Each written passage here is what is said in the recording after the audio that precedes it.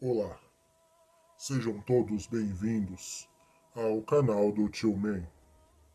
Galera, no vídeo de hoje iremos trazer sobre a origem do Natal.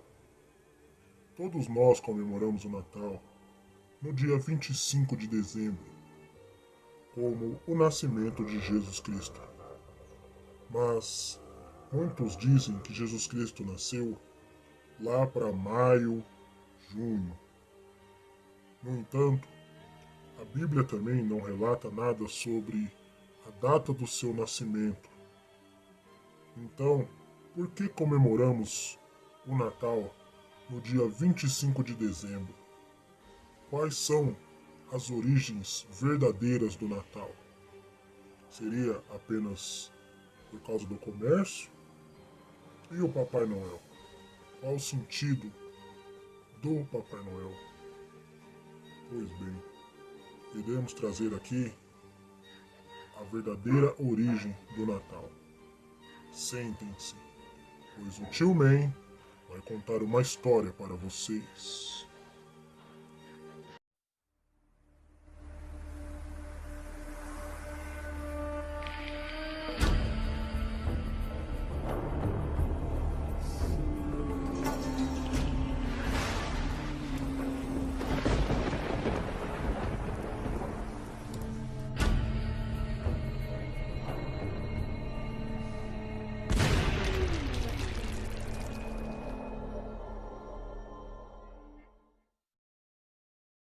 Qual a verdade oculta por trás do Natal? Natal significa nascimento, nós sabemos disso. Tanto que tem o pré-natal, quando a mulher grávida começa a fazer um tratamento para que o bebê nasça com toda a saúde, para que ela também tenha uma saúde adequada para poder continuar gerando esse bebê. Chama-se pré-natal, não é à toa, porque é antes do Natal, antes do nascimento. Então sabemos que Natal é nascimento. Mas a verdade oculta é que não é o nascimento de Jesus.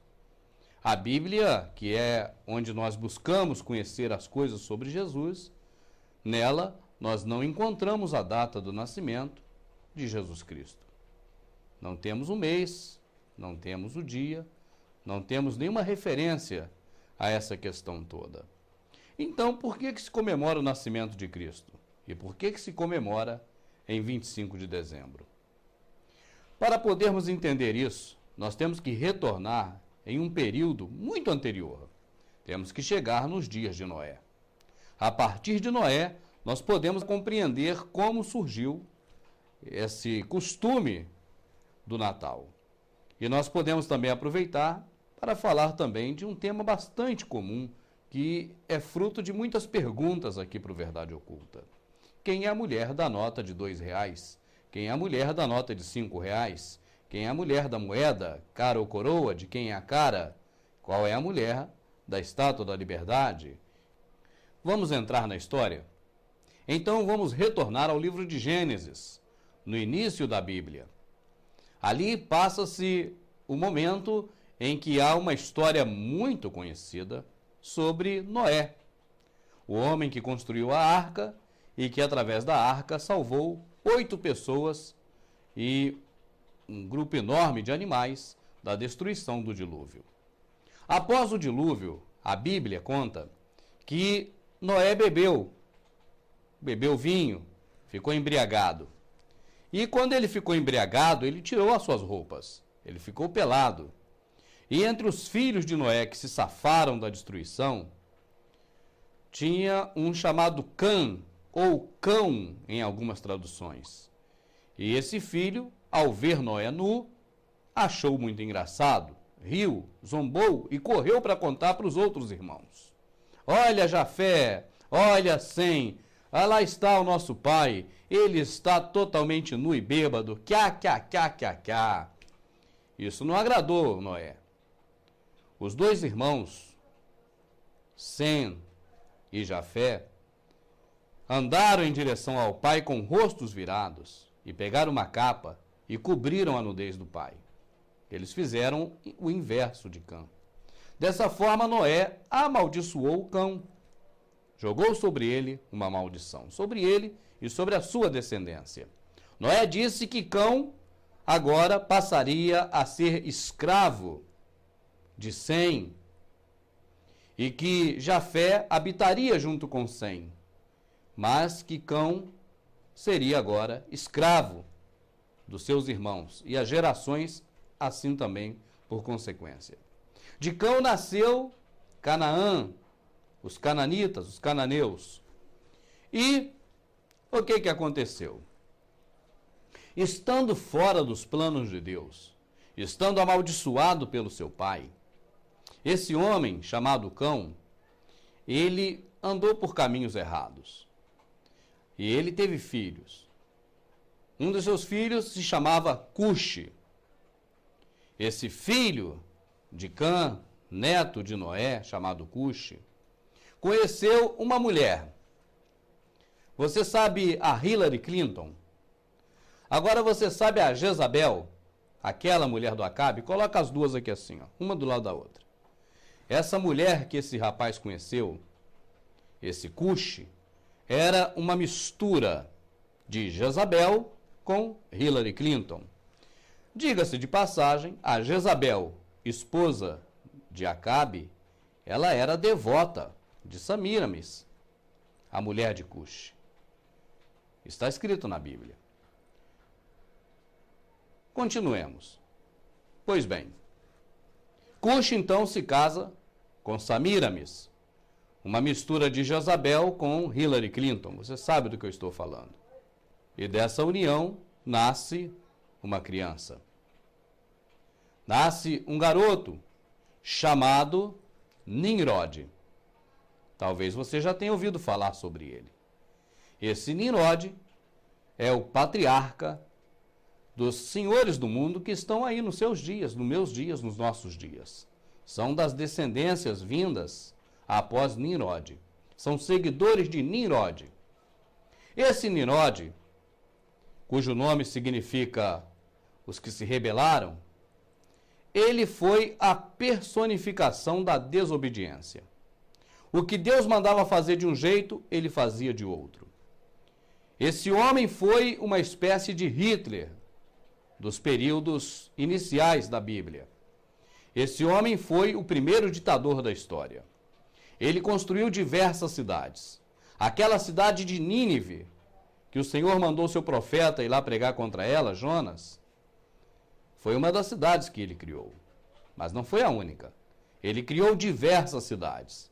E a mais famosa se tornou a Babilônia. A Torre de Babel nasceu aí nesse período. Ele foi o primeiro líder a se dizer Deus. Nesse avanço de Nimrod, como senhor do mundo, já naquela época, construindo as suas cidades, juntando as pessoas em grupos, o que era contrário ao que Deus mandava fazer. Deus falava para ser fecundo e se espalhar sobre a face da terra e povoar a terra, e ele estava fazendo um processo inverso, ajuntando todo mundo em cidades fortificadas e cultuando, então, a quem ele dizia que era ele próprio, nesse caso, Deus Sol, o astro-rei Sol, ele dizia que era ele próprio.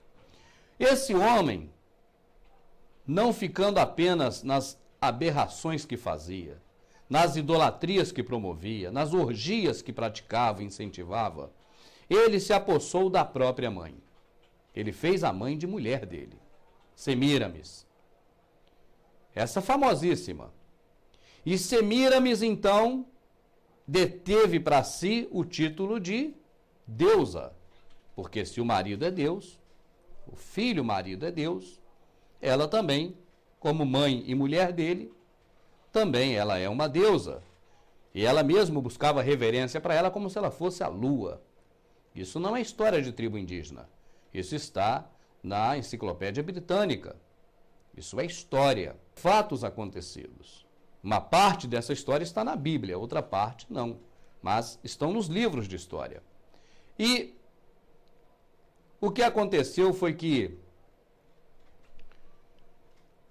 esse homem, Nimrod, fazendo tudo contrário à vontade de Deus, o seu tio-avô, chamado Sem, deu cabo dele, matou e espedaçou e separou os pedaços dele. Pô, mas um Deus não morre. Como pode um Deus morrer? Então Semíramis, a sua esposa, mãe, conta uma história. Qual história? Ele não morreu. Ele foi para o lugar dele. Ele é o sol, olha ele lá. Ele está lá no sol. E nesse meio tempo ela me aparece barriguda, uma deusa barriguda, Semíramis, grávida, prenha. Como poderia? Se o marido, que é filho, subiu, virou o sol, como poderia estar grávida? Então ela contou mais uma história mítica.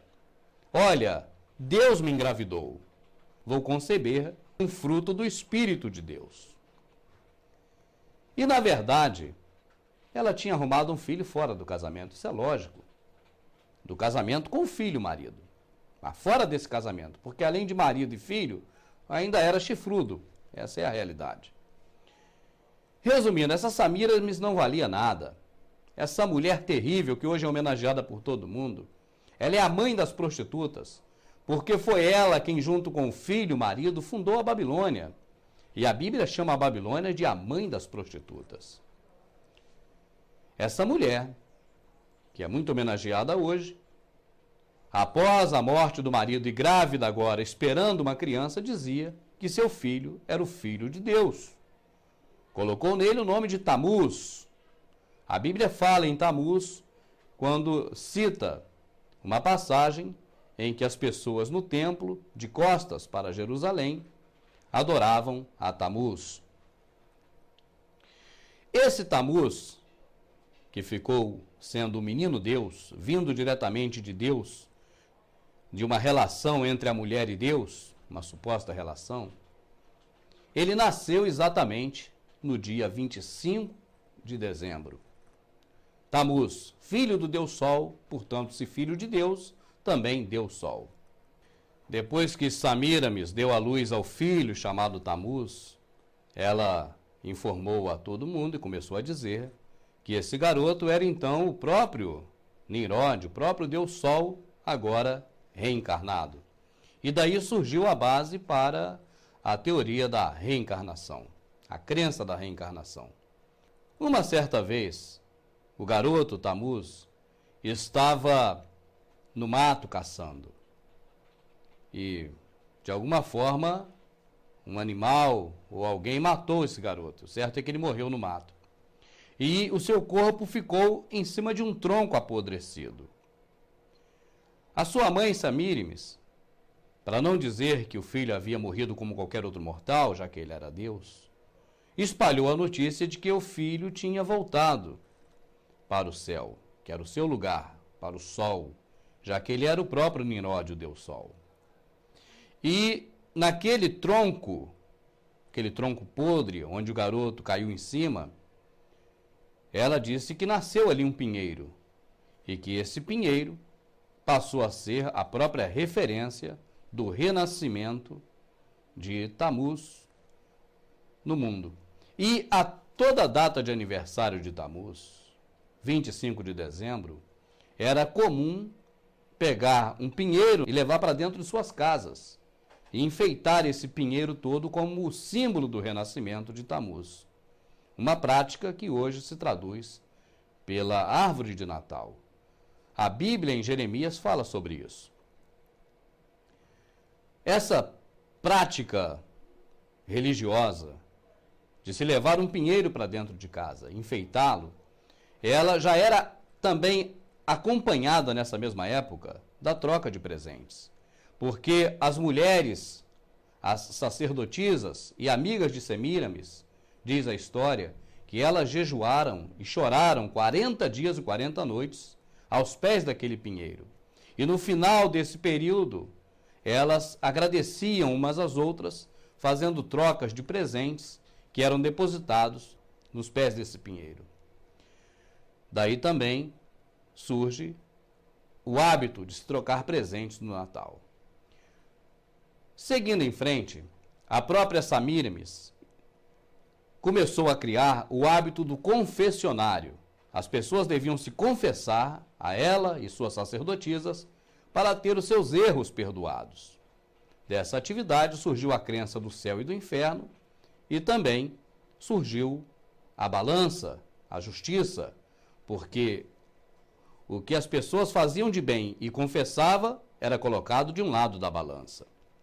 E do outro lado da balança, as coisas que as pessoas não faziam de bom, ou seja, que faziam de ruim, eram colocadas do outro lado do prato da balança. E aí teria que ver a justiça, para que lado a balança pesaria. É por isso que até hoje o símbolo da justiça é Semíramis. Ela é o símbolo da justiça. Você pode observar a mulher com a balança.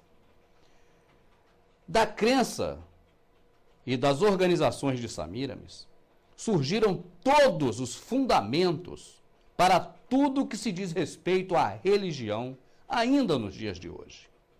Para você ter uma ideia, os reinos criados pelos Nimrod, que é o antecessor dos senhores do mundo que hoje governam o planeta, aquele mesmo que criou a Torre de Babel, da qual o Senhor Deus dali expulsou todo mundo confundindo as línguas, e que agora estão tentando reverter o quadro e retornar de onde pararam. É isso que eles querem.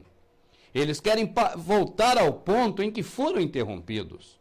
Porque Nimrod trabalhava já naquela época para um governo mundial, para um sistema globalizado. Ele unia todos em um só povo, uma só voz, uma só língua. E Deus chegou lá e espalhou todo mundo. Deus interrompeu esse processo. Deus tirou o rio do curso, interrompendo.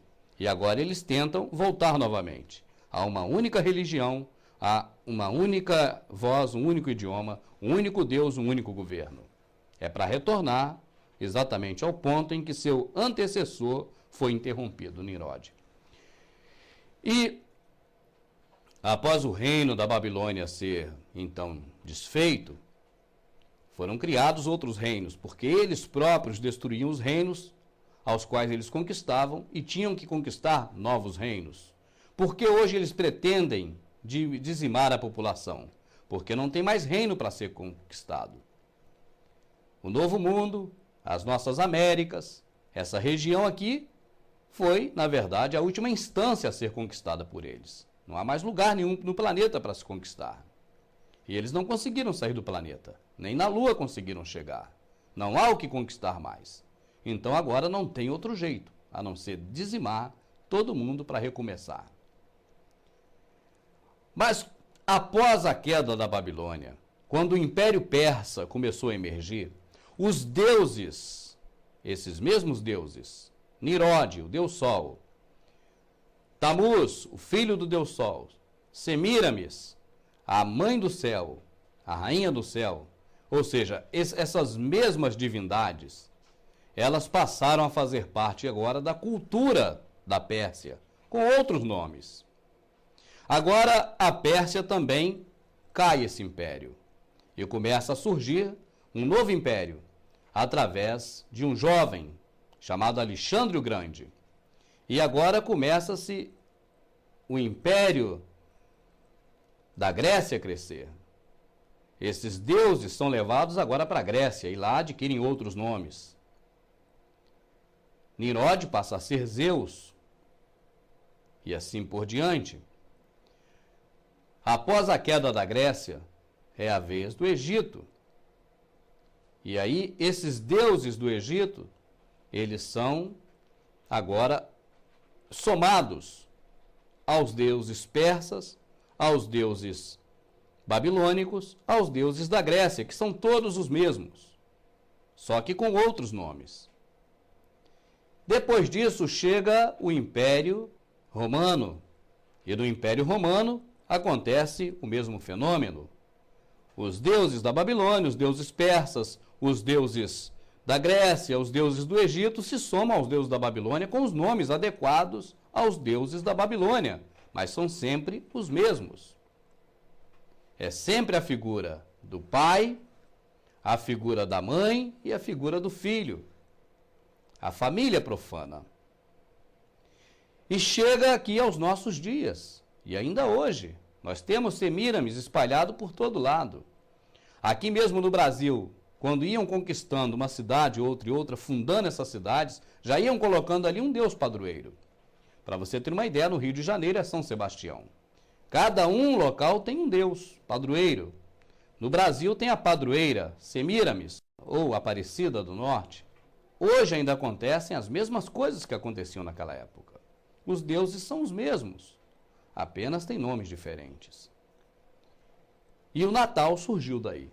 25 de dezembro, nascimento do filho de Nimrod, chamado Tammuz, que a transliteração para os nossos dias, acredite se quiser, é Jesus. E então, gostaram do vídeo? Pois essa é a primeira parte da origem do Natal. E se você gostou, deixe o seu like, deixe os seus comentários. Pois se chegarmos a pelo menos 100 visualizações nesse vídeo, e você deixando o seu like, iremos trazer a parte 2 da origem do Natal. Está certo, galera? Desde já, muito obrigado por assistir a mais um dos nossos vídeos.